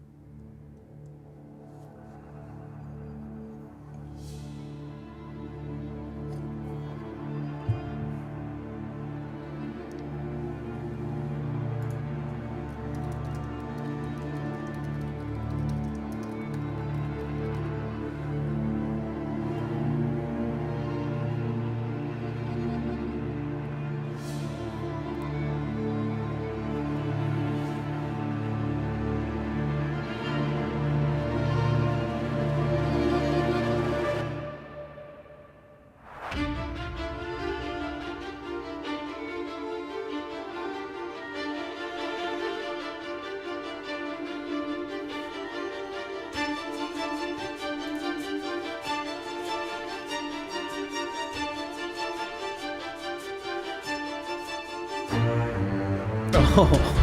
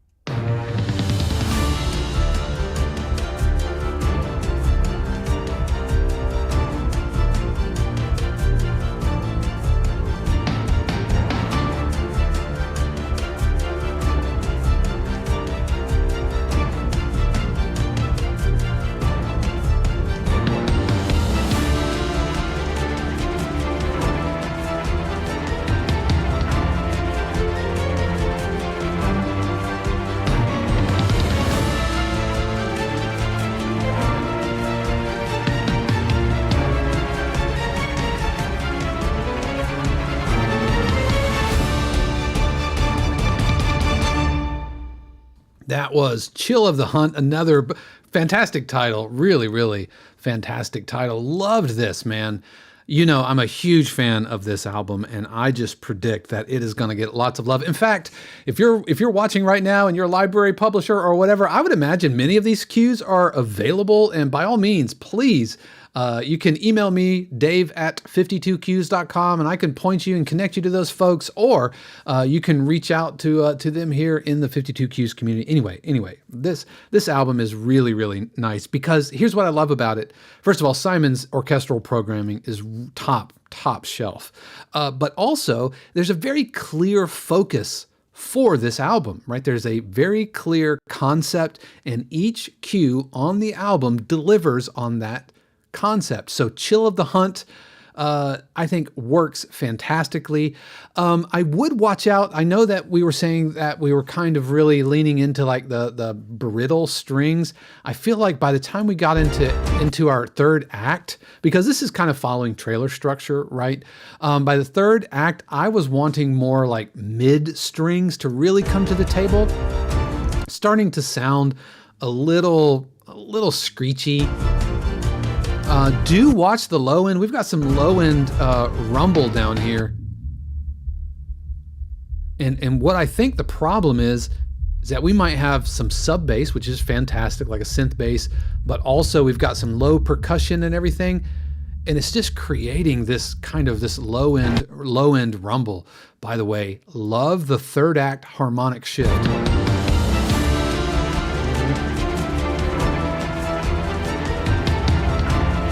But yeah, it just feels a little too dark and kind of rumbly throughout here. And part of me wanted some big 2s and 4s, some big backbeats.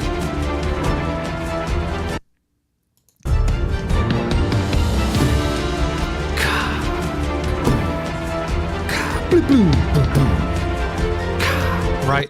Kind of in a Man of Steel kind of way. If you've ever checked out the Man of Steel soundtrack by Hans Zimmer, he brought in like 12 drummers. Was it 12? And if it was 12 drummers drumming, I don't think that was on accident. But anyway, there's some accidental Christmas caroling for you. But it just needs be a little bit bigger. But I really, really dug this a lot, and I think it's really working. Love these edit points. That was really nice. Watch the sustain sounds through here. Remember, yeah. And I'm going to do a low volume test, right? If I can't clearly determine like what I should be listening to, then we're in trouble. So this is really, really soft. I'm going to back it up a little bit. Hear how the low strings and the ostinato are kind of fighting each other. They eventually settle in. That literally like gave me chills. This is so cool. Boom. And can we get a crash or something there on the downbeat? Some piatti.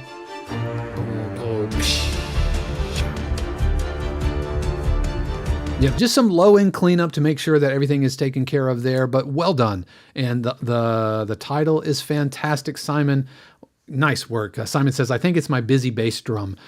Yeah, probably. You know, and that's something I think that we've talked about in the masterminds, just making sure that your bass drum, it's kind of like a kick drum versus like a Gran Casa big 32-inch or even a 36-inch concert bass drum. Yeah, it's like a big brontosaurus, right? It can only move so fast. So if you try to make it too busy, then it just flops all over everything. But Simon says, thanks to Enrico for suggesting having that bass by itself. Really, that's great. Brilliantly done. Really, really nice work. All right, next up we have Jeff Hargrove. Jeff says, hi all, an action trailer entitled Battle Lust for the RR Hot Brief. So let's take a listen to Battle Lust.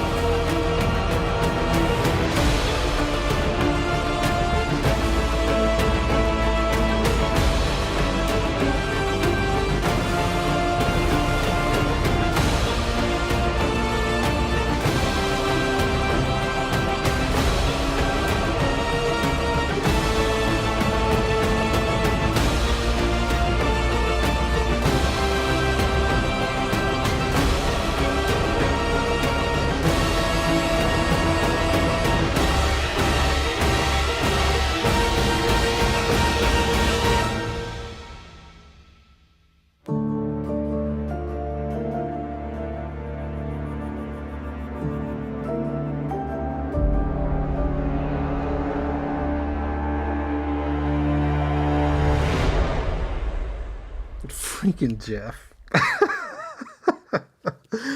Oh my gosh. Jeff, I actually had an emotional reaction halfway through this. Even though I know it's an action trailer, blah, blah, blah, blah, blah, but this is so good, Jeff. The moment, like this right here, this middle section, the transition into Act 3 is inspired. And this is like riding a roller coaster. Like, where are we going? Where are we going? And then bam. I got chills all over again, Jeff. Well done, man. Really, really, really well done. The only little super nitpicky thing is here in our coda, right? Here in our return, there's a click. Yep. Hear it? There's a little click. It's probably Omnisphere or something like that, but this is working so well. The title is perfect. This is so well executed. I love everything about this. The only thing I would also say is here at the beginning, I feel like the sustain sounds could come down until we start building up into the edit point. Like I would start like this.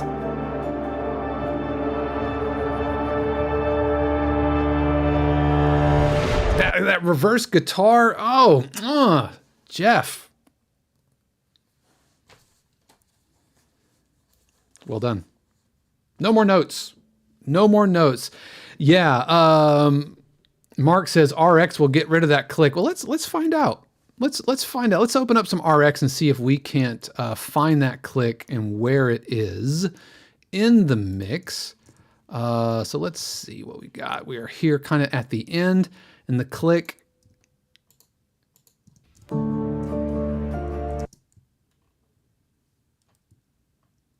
It is not liking what I'm doing here. I think I'm zooming in too much.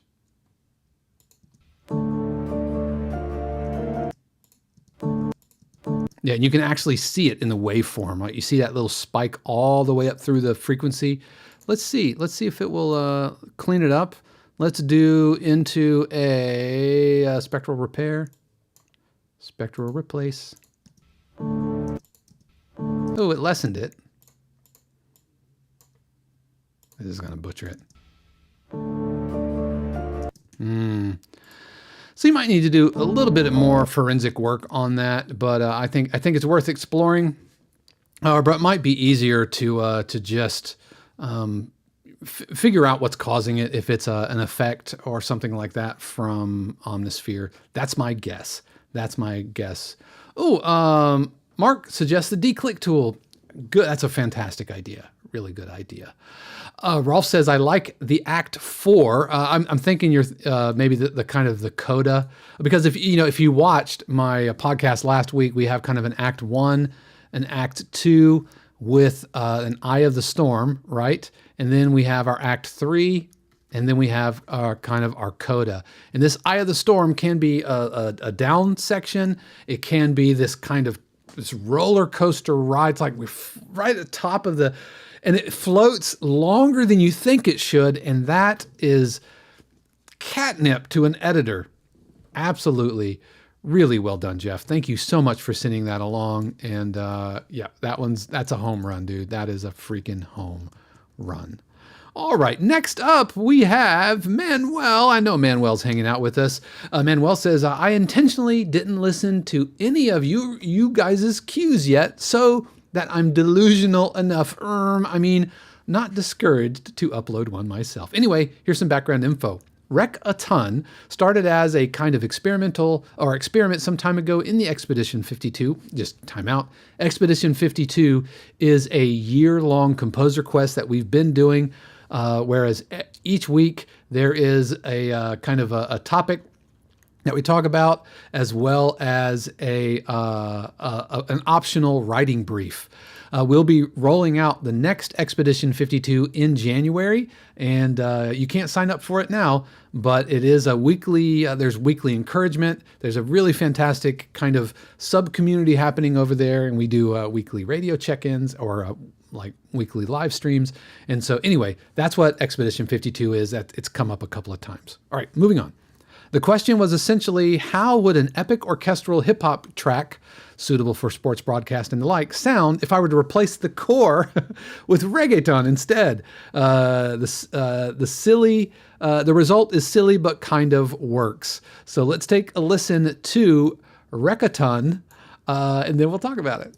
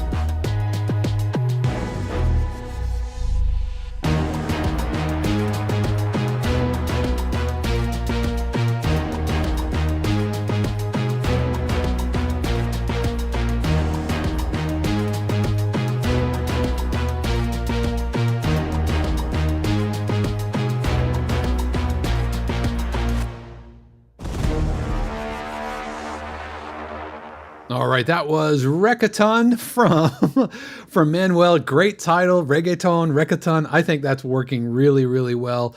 By the way, Stephen, thank you so much for swinging by. I know you got to bounce out, but yeah, looking forward to working with you. So Manuel, I think the experiment works. I think kind of big, brassy, epic hip hop meets reggaeton, I think could work. That said, I think we need to bring more kind of modern, more kind of pop EDM type reggaeton, because as it stands right now, it sounds like timbales and it sounds like, a surdo or whatever. I think we should use splice loops or whatever, so it's more of an EDM interpretation of reggaeton, because as it is right now, I don't think the percussion holds up to the density, the weight, if you will, of the big brass and everything. One of the things that makes big epic hip hop cues work is like big taiko and all these big giant drums and big 808s and everything. And so the drums just feel just a little wimpy, if I could say that. But if we had like a if it had more energy, a little bit more of a modern sound. Right, yeah, this just really feels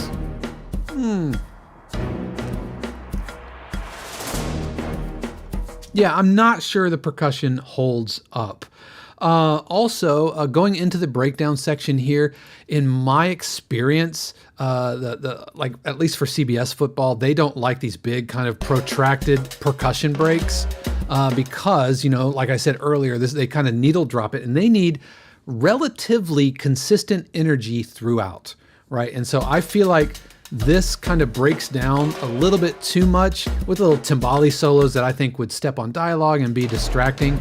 I like the horns and the blats and everything, and going into the final button. Bum, bum, bum, bum. Yeah, doing a kind of a clever. I don't think that works. And also, watch out. We have like this bent, like slow bend,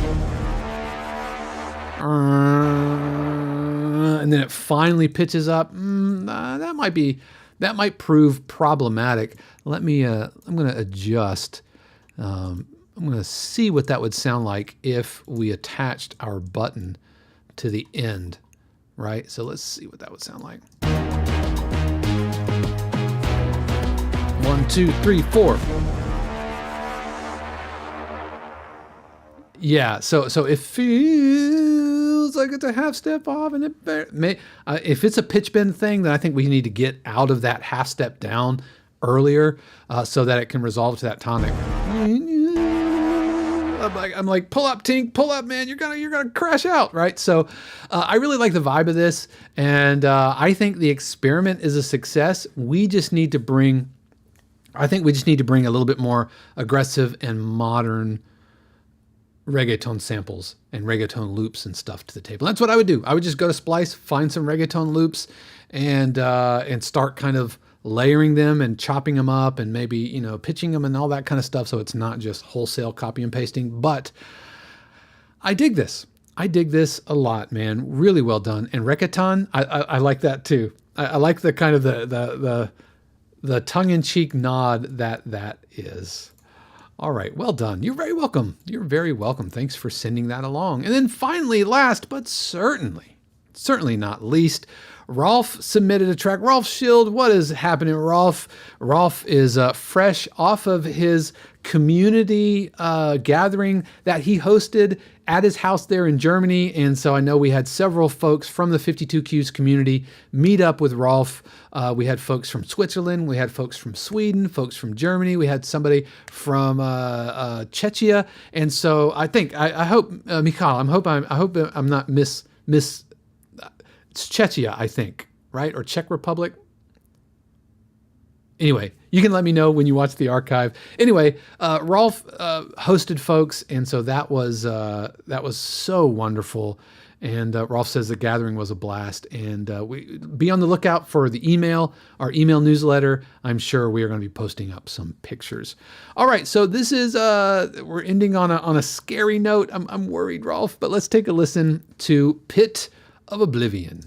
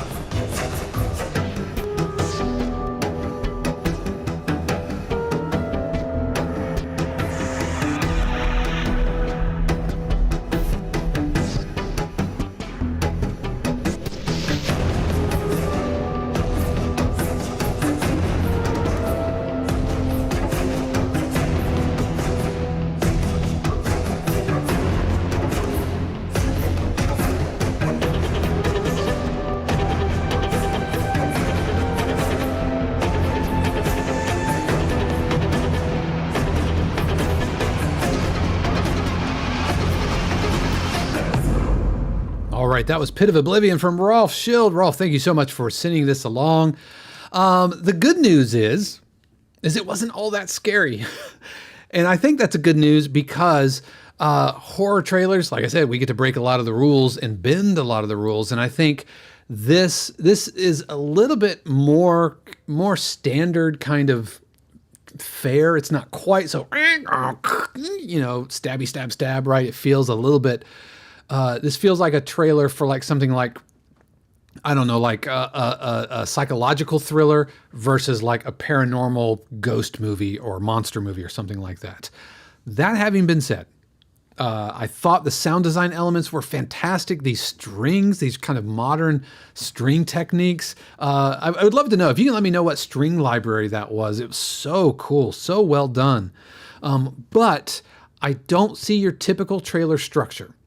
Kind of like when we looked at Mike's earlier today. Sorry. Mark says Dave would call it Pits of Oblivion, right? Actually, I would call it Pits of Despair. The Pit of Despair. The Pits of Despair. That's absolutely what I would call this because it's all Pizzicato Street. Anyway, yes. In fact, Rolf, if you don't use that, I'm going to use it. Pits of Despair. Anyway, we need to see your typical trailer structure. Act 1, Act 2, Act 3. As it sits right now, it feels more like a modern tension cue, not a trailer cue. And we need to bend it into trailer structure. Act 1, Act 2, starting off kind of soft. I need to be able to visually see where the act breaks are. And I feel like we kind of had an act break kind of in here, but there were no clear edit points. There were no clear stop downs. And that alone would be problematic to be on the album. Rolf says the strings were restrung. Ooh, is that a,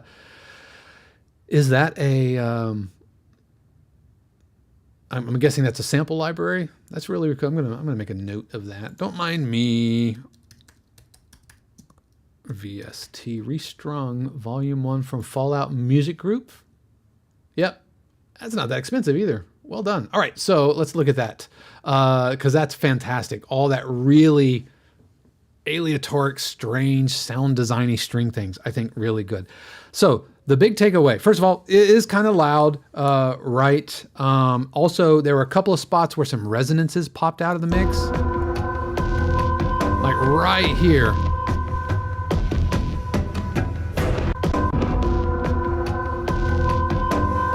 If we pause it, we can see that we have a 1K resonance, and then we have about a 1600 resonance popping some like 9 dB over unity. So we got to tamp those things down. I feel like those are really popping out of the mix, but I love the energy of this. I love how it's not just, it's not all kind of sound design, found sounds, aleatoric stuff. There's very clear structure, and I think this is going to complement this horror album really well, but we've got to get it into trailer shape. Otherwise we're in fantastic shape here. Really, really nicely done. I think that's all the notes I really have. That's all the notes I have. Excellent. So that is going to do it for us. By the way, if you found that helpful, those feedback, couple of things. First of all, you can order up your very own feedback video. You can, yeah, there we go. You can go to ismycueready.com and you can order up your very own feedback video. I think they're like $19 a pop. It's a 15-minute feedback video.